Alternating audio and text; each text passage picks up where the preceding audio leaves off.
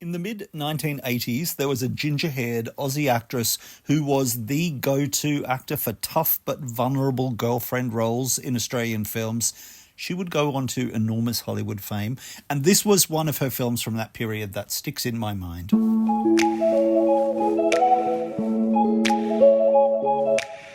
Windrider hit cinemas in 1986, and I remember going to see it as a school excursion, which is weird because it had a few grown-up moments. I'm sure that made the teachers uncomfortable.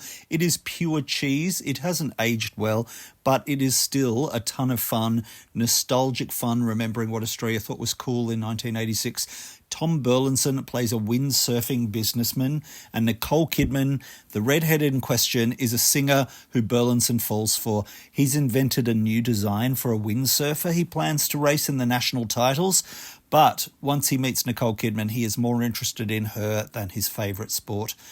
So Australia had recently won the America's Cup yacht race with its secret winged keel design, which had to be the inspiration for the screenplay written by Everett de Roche, who was a script machine in the 70s and 80s. I choose the films I cover on this TikTok series purely randomly, and Everett de Roche happens to be the screenwriter for the last 3 films I've covered.